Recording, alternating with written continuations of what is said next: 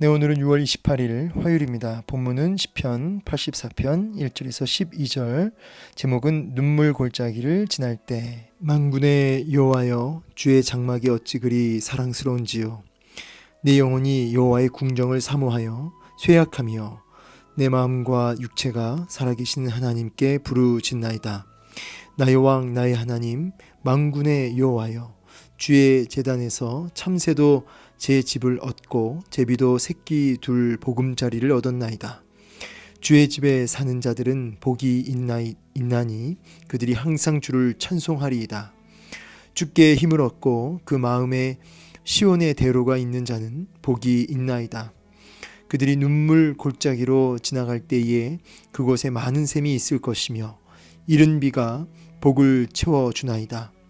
그들은 힘을 얻고 더 얻어 나아가 시온에서 하나님 앞에 각기 나타나리이다.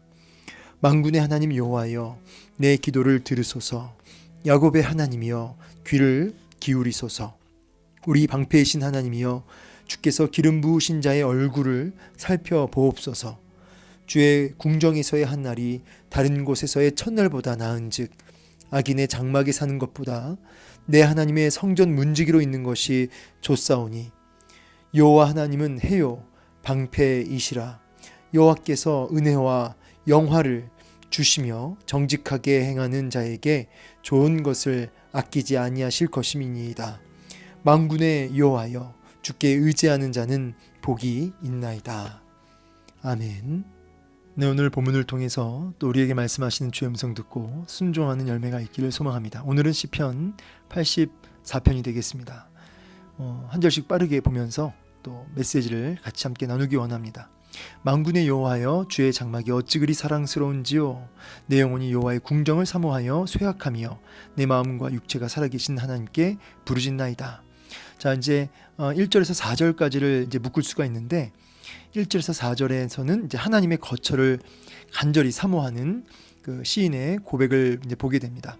자, 1절에서 4절의 이 첫 번째 단락을 좀 자세히 살펴보면, 주의 장막이 어찌 그리 사랑스러운지요 할 때 이 장막은 이제 하나님의 임재 초소죠. 하나님이 임재하시는 곳, 그곳이 장막입니다. 이제 단수로 안 쓰고 복수로 이제 사용하고 있는데, 이것은 이제 여러 개가 있어서 복수가 아니고 이때는 장엄복수라 해서 하나님의 크심을, 하나님의 임재의 초소가 너무나 위대하시고 너무나 장엄한, 너무나 크다의 의미로서의 복수로 이렇게 쓴 것입니다. 그래서 주의 그 임재의 초소가 너무너무 사랑스럽다. 이제 시편 15편에도 그렇고 이제 여러 시편에서 보면은 이렇게 하나님 앞에 예배하는, 하나님과 교제하는, 하나님의 임재의 초소가 되는 장막을 노래하는 그런 시가 많습니다. 시편 15편 같은 경우도 요동치지 아니하는, 흔들리지 않는, 정말 환경적으로는 너무나 흔들리고 요동칠 수밖에 없는 상황이지만 영원토록 절대로 흔들릴 수 없는 인생이 딱 한 명 있는데, 그 사람은 누구냐면 주의 장막에 머무는 자라는 것이죠. 그게 이제 시편 15편에 잘 나와 있습니다. 자, 그래서 오늘도 주의 임재 초소 안에, 주의 통치와 주님과의 깊은 교제 아래 거하게 됐을 때 그 인생은 너무나 복되다, 너무너무 행복하다. 그래서 지금 시인은 그 장막 안에 거하는, 주의 임재 안에 거하는 것을 너무너무나 열망하고 있습니다. 마치 시편 42편에 사슴이 시냇물 찾기에 갈급함 같이 내 영혼이 주를 찾기에 갈급하나이다. 예, 정말 목숨이 다하도록, 정말 사슴이 시냇물 찾다가 이제는 이제 숨이 끊어질 정도의 그런, 거의 정신을 놓을 정도의 그런 열망함, 그런 갈망함의 극치를 표현하고 있는 것이죠. 그래서 오늘 시인도 오늘 본문에 보면 2절에 주의 궁정을 사모하여 쇠약했다. 여기 그 궁정도 이제 바로 하나님의 임재 초소를, 장막을 이제 다르게 표현하고 있는 것이죠. 그래서 하나님의 임재를 향한, 하나님과의 깊은 교제와 예배를 향한 시인의 간절함이 여기 지금 쇠약함이여 라는 표현 안에 또 다 담겨져 있죠. 정말 너무너무 열망해서 마음이 이렇게 쇠약해질 정도로, 몸과 마음이 막 쇠약해질 정도로, 병들 정도로 그렇게 열망한다는 것입니다. 하나님의 임재를, 또 하나님 앞에 예배하며 주와 교제하는 일을 이처럼 갈망하고 또 열망하고 있는지 좀 스스로에게 질문하게 됩니다. 여러분은 세상의 어떤 물질이나 성공이나 어떤 내가 이루고 싶은 꿈을 향해서 그토록 열망하는데 정말 하나님의 임재를 향하여서 하나님과 깊은 교제의 자리로 나아가기 위해서 이렇게 내 생명을 다 바쳐서 열망하며 너무 열망해서 병이 들 정도로 그렇게 간절하게 하나님의 임재를 갈망하십니까? 이러한 시인의 그런 간절한 이런 열망과 갈망, 이 거룩한 열정이 갈망함이 저와 여러분 가운데 정말 근본적으로 회복되어야 할 부분이 아닌가, 그런 생각을 해보게 됩니다. 내 마음과 육체가 살아계신 하나님께 부르짖나이다. 이 부르짖는 것은 지금 이제 이 원어를 직역하면 기쁨으로 소리치다, 기쁨으로 소리치다. 하나님의 임재를 향해, 그 임재 초소를 향해서, 그 안에 거하는 그 삶을 향해서 갈망하며 기쁨으로 소리치는, 하나님 앞에 기쁨으로 부르짖고 나아가는 시인의 모습을 보게 됩니다. 3절에 보면 나의 왕 나의 하나님, 여기 이제 나의 왕 나의 하나님 만군의 여호와, 다 뭐냐면 하나님을 향해서 절대적인 권능을 주고 계시는, 절대 주권을 주고 계시고 절대적인 권능을 주고 계시는 통치자 되신 하나님을 지금 고백하고 있죠. 그 크신 하나님, 온 우주를 운행하시고 주관하시고 모든 것을 쥐고 계시는 그 크신 하나님, 그 크신 하나님이요, 주의 제단에서 하나님의 그 임재 초소에서 참새도 제 집을 얻고 제비도 새끼들 보금자리를 얻었나이다. 가장 하찮은 새들이죠. 근데 가장 하찮은 그 새들도 하나님의 임재 안에 거하는, 그것을 보면서 이제 막 부러워하는, 하찮은 새들조차도 그 임재 안에 거하는 모습 보면서 차라리 저 새가 되고 싶다. 이 정도의 열망함이 있는 것이죠. 주의 집에 사는 자들은 복이 있나니, 그러니까 진짜 행복한 사람, 진짜 행복하고 진짜 복된 사람은 주의 임재 안에 지속적으로 머무는 자다. 주와 동행하는 자다. 그들은 항상 주를 찬송하리이다. 하나님 안에서 너무너무 행복하니까, 하나님 안에 사는 것이 너무너무 행복하고 기쁘니까 뭐가 항상 터져나와요? 감사와 기쁨의 찬송이 날마다 쉬지 않고 터져나오는 것이죠. 여러분, 우리의 삶 속에 끊어지지 않는 찬송이 있기 원합니다. 감격과 기쁨의 이러한 찬송이 끊어지지 않는 인생, 그 인생이 진짜 행복한 인생인데 비결이 어디에 있다? 주의 집에 사는 자, 주의 임재 안에 거하는 자, 주님과 깊은 교제 속에 날마다 주를 예배하는 자, 주의 임재 안에 거하는 그 인생이 그렇게 가장 행복한 인생으로서 찬송과 감격의 기쁨의 찬송이 늘 끊이지 않게 된다라는 메시지가 되는 것입니다. 자, 그러면서 이제 5절에서 이제 7절 이 두 번째 단락으로 넘어가면서 성전에서 예배하는 그 순례자들의 그 기쁨의 모습을 보고, 기뻐하는 모습을 보게 됩니다. 주께 힘을 얻고 그 마음에 시온에 데려가 있는 자는 복이 있나이다.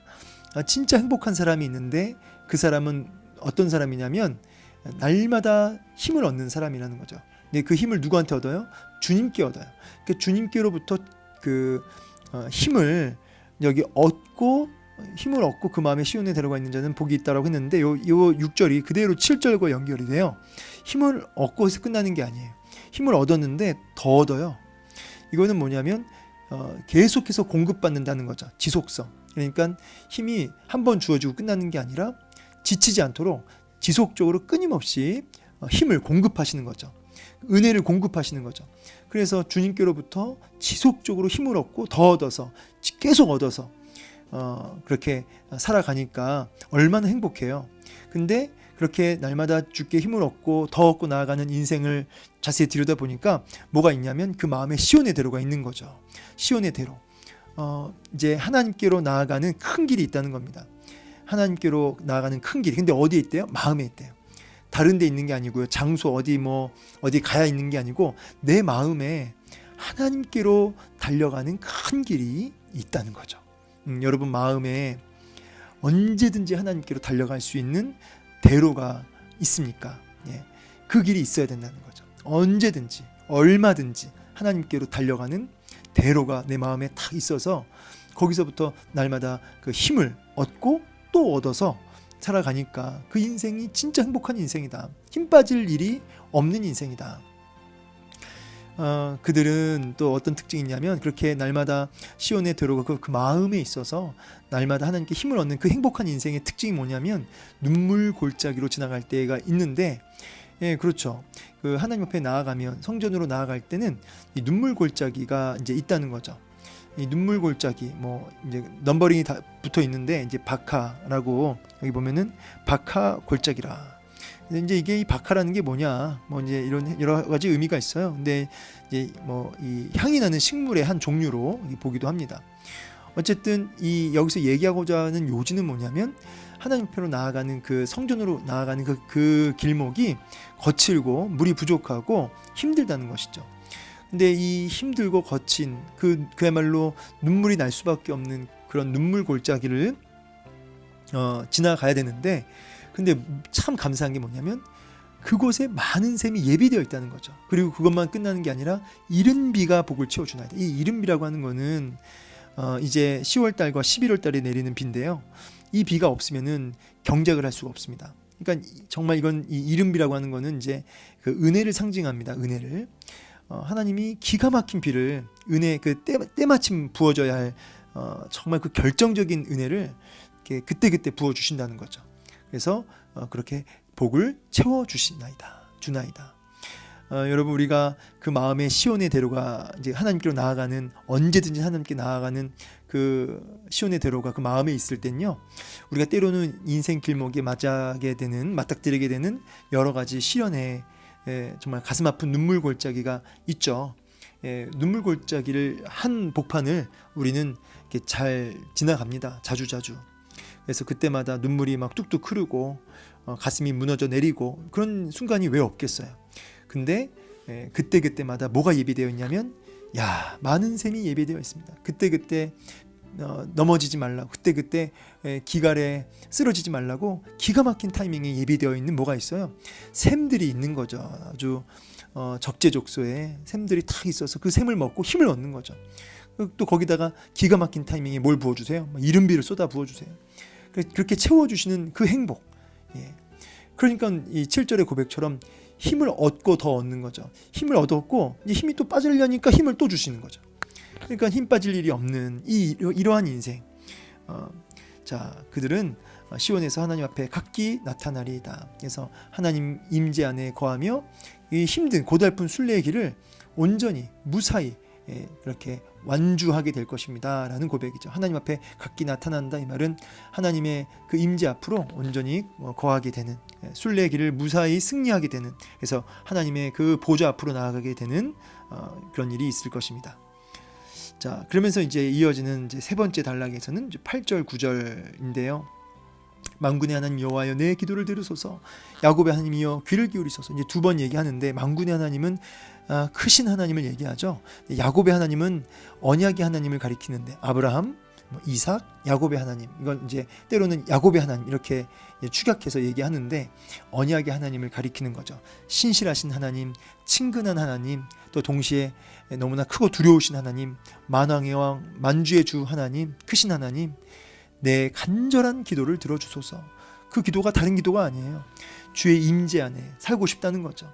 주의 통치와 다스림 속에 살고 싶다는 거죠. 하나님을 진짜 제대로 경배하는 그러한 삶을 살고 싶다는 거죠.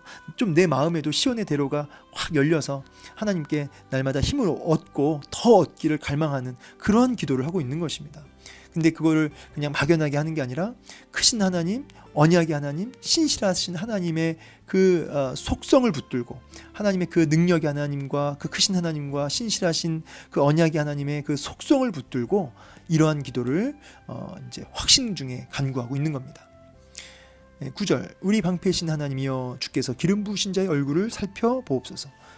기름 부은 자는 보통 이제 왕, 제사장, 선지자. 기름 부음 받은 자들은 보통 왕, 제사장, 선지자인데, 자, 여기 기름 부으신 자의 얼굴을 살펴주세요라고 하는 것은, 이 얼굴이라고 하는 것은 이제 임재를 가리킵니다. 임재, 하나님의 임재, 하나님과의 교제, 이걸 이제 얼굴이라는 단어로 이제 상징하는데요. 우리의 보호자가 되신 하나님, 그 얼굴을, 하나님의 임재를, 하나님과의 깊은 교제의 자리를 허락해 달라는 겁니다. 근데 기름 부으신 자에게 허락해 달라는 얘기예요. 이 왕이나 제사장이나 선지자는 다 이스라엘 백성들의 대표격이 된 사람들이죠. 그래서 이들을 통해서 이스라엘 전체를 그렇게 좀 돌아봐 달라는, 이스라엘 백성 가운데 하나님 거하고 우리를 좀 다스려 달라는 이러한 고백이 담겨져 있는 것이죠. 우리를 좀 돌아봐 주십시오. 이 민족을 좀 긍휼히 여겨 주셔서 좀 우리 가운데 거하여 주시고 우리를 좀 돌아봐 달라고 은혜를 부어 달라는 기도가 되겠습니다. 자, 그러면서 마지막 11, 11, 12 마지막 단락, 마지막 단락에서 하나님이 함께 하시는 그 감격 속에 기뻐하는 노래라고 할 수 있겠습니다. 축제의 노래라. 10절, 주의 궁정에서의 한날이 다른 곳에서의 첫날보다 나은즉 악인의 장막에 사는 것보다 내 하나님의 성전 문지기로 있는 것이 좋습니다. 이제 이 10절은 이제 이 아까 3절에 참새들도, 가장 하찮은 새들도 주의 임재 안에 그 제단에 머물러 있는 것이 너무너무 부럽다. 이 고백이랑 연결되죠. 내가 세상에 아주 떵떵거리며 사는 그렇게 첫날을 그렇게 살아가는 것보다 하루를 살아도, 단 하루를 살아도 하나님 임재 안에 거하며 살고 싶다는 거죠. 그래서 대단한 왕으로서 있는 게 아니라 정말 그 성전 앞에 누워있는 그런 노숙자처럼 살지라도, 정말 가장 하찮은 자의 모습으로 있을지라도 하나님의 임재 안에 살 수만 있다면 내가 첫날을 왕처럼 사는 것보다 내가 하루라도 하나님 앞에 그렇게 사는 것을 열망한다라고 하는 고백인 것입니다. 악인의 장막에 있는 그 첫날이 아니라, 그렇죠? 거기서 영원토록 살지라도 나는 그거 안 부럽다. 떵떵거리며 사는 거 안 부럽다. 하루를 살아도 하나님 앞에서 살고 싶다. 이런 이야기입니다. 이 10절 말씀을 읽으면 모세가 생각나죠. 바로의 왕자의 삶을 거절하고 잠시 잠깐 그런 낙을, 왕자로서의 삶의 낙을 거부하고 잠깐 고난받고 영원한 하나님의 그 나라에서 그렇게 살 것을 고대하면서 그렇게 잠깐의 고통을 기쁨으로 감당하는 모습, 모세의 모습을 이제 우리는 기억하게 됩니다. 이제 마지막 이제 11, 10인데요. 이제 뭐라고 고백하냐면 여호와 하나님은 해요, 방패시라. 이 해다라고 하는 것은 생명을 뜻하고 방패라고 하는 것은 보호를 뜻하죠. 하나님은 어떤 존재냐? 생명이시요 보호자 되신다는 것입니다. 여호와께서 은혜와 영화를 주셨다. 은총과 영광, 은혜와 영화라고 하는 것은 어떤 풍요죠. 은혜를 입으니까 영화로워지죠. 날마다 은혜를 주시고 영화롭게 하시는 그 하나님, 정직하게 행하는 자에게 좋은 것을 아끼지 아니하실 것입니다. 그러면서 만군의 여호와여 주께 의지하는 자는 복이 있습니다. 여기 주께 의지한다라는 것은 이제 확신으로 가득 차다. 하나님의 이러한 그 속성, 하나님의 그 신실하심과 전능하심과, 그리고 이 정직하게 행한다라는 것은 결국은 하나님의 그 율법, 하나님의 그 말씀의 그 기준에 합당한 삶이거든요. 이 정직이라는 게 하나님의 말씀에 붙들려 사는 삶, 하나님의 말씀을 기준 삼고 살아가는 삶, 그렇게 하나님 말씀 붙들고 살아가는 그 사람, 그리고 전적으로 하나님을 확신하며 자기의 삶을 의탁하는 그 사람은 진짜 행복한 사람입니다. 왜요? 좋은 것을 아끼지 아니하시기 때문이죠. 여기서 말하는 좋은 것이 뭡니까? 바로 주의 장막에 머무는 것입니다. 주의 임재 안에 깊이 거하는 삶인 것입니다. 자, 말씀을 마무리하겠습니다. 저는 오늘 말씀 읽는데 디모데후서 4장 17절 말씀이 그대로 연결이 됐습니다. 사도 바울이 이제 마지막 죽기 전에 쓴 서신이 디모데후서고요. 그 마지막이 4장인데 바울을 바울되게 했던, 사도 바울로 살아가게 했던 그 어떤 그 원동력이라고 할까요? 바울의 삶의 핵심 키라고 해야 될까요? 그게 이제 17절에 있습니다. 4장 17절 말씀 한번 읽어보죠. 주께서 내 곁에 서서 나에게 힘을 주심은 나로 말미암아 선포된 말씀이 온전히 전파되어 모든 이방인이 듣게 하려 하심이니 내가 사자 입에서 건짐을 받았느니라. 아멘. 같은 말씀을 이제 두 번 복사했는데, 주께서 내 곁에 서서 나에게 힘을 주셨다, 이거죠. 사도 바울은 항상 지금 주님이 어디 계세요? 지금 곁에 서서 지금 날마다 힘을 공급하신다는 거죠. 힘을 얻고 더 얻어 나아가는 것입니다. 비록 바울의 인생이 사방이 우겨싸임을 당하고 눈물 골짜기를 지나는 인생 길목이었지만 날마다 함께 하신 하나님, 공급하시는 그 은혜와 힘으로 바울이 바울로서의 사명을 감당하고 사명을 이루고 그렇게 귀하게 쓰임 받았던 것이죠. 자, 오늘 혹시 눈물 골짜기를 지나고 계시는 성도님 계십니까? 두려워하지 마십시오. 예비된 샘이 있습니다. 그리고 이른비가 있습니다. 그 예비된 샘을 통해서 기가람을 벗어나시고 해가를 얻으시고 다시 힘을 얻고 더 얻어서 벌떡 일어나서 순례길을 끝까지 완주하게 되실 줄로 믿습니다. 이 일을 위해서 여러분 간구하셔야 돼요. 하나님의 그 속성을 붙들고 신실하심 붙들고 능력을 붙들고 여러분 간구하셔야 됩니다. 뭘 간구해야 될까요? 하나님 임재 안에 거하기 원합니다. 날마다 주의 장막에 머물러 있기 원합니다. 그렇게 하나님 임재를 갈망하시며 그렇게 열망하시며 주의 얼굴을 구하는 저 여러분 되기를 원합니다. 그렇게 오늘 하루도 때때마다 순간마다 여러분 마음의 시온의 대로가 활짝 열려서 주님 앞으로 달려갈 수 있는, 그래서 주의 임재 안에 온전히 거하며 예배하는 한 날 되시기를 주의 이름으로 축복합니다. 감사합니다.